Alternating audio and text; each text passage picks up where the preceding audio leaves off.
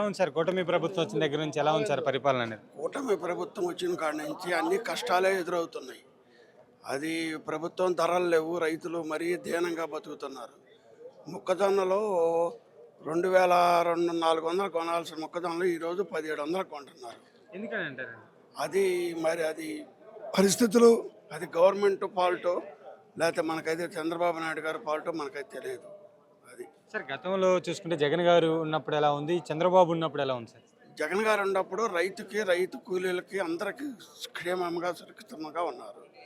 ఇప్పుడు ఇవాళ చంద్రబాబు నాయుడు గారి ప్రభుత్వంలో అన్ని రైతు కూలీలు కానీ రైతులు కానీ ఇబ్బందులు పడతా వ్యాపారస్తులు ధనికులు బాగుపడుతున్నారు.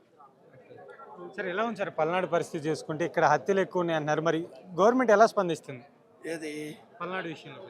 పల్నాడు విషయంలో మామూలుగా వాళ్ళు చెప్పేది ఏంటంటే పల్నాడు అత్యధిక మెజార్టీ మీద గెలిచిన వైఎస్ఆర్సీపీని అనగదొక్కే పని కూటమి ప్రభుత్వం చేస్తుంది. సార్ అలానే చూసుకుంటే అసలు హోమ్ మినిస్టర్ అనిత గురించి అసలు మీరు ఏం మాట్లాడతారు?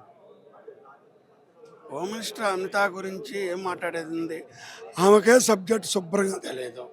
ఆవిడ చెప్పిన దాని ప్రకారం చేశాము. ఓకే సార్, అంటే గతంలో చూసుకుంటే జగన్మోహన్ రెడ్డి గారు రాష్ట్రాన్ని సర్వనాశనం చేశారన్నారు, వీళ్ళు వచ్చిన దగ్గర నుంచి ఎలా ఉందండి? జగన్ గారు వచ్చిన తర్వాత నాశనం చేయాల, బాగు చేశారు. దాన్ని వీళ్ళు పాడు చేస్తున్నారని నా వ్యక్తిగతంగా అభిప్రాయం. ఓకే, అసలు వైఎస్ఆర్సీపీ పార్టీ గురించి అసలు మీరేం చెప్తారు?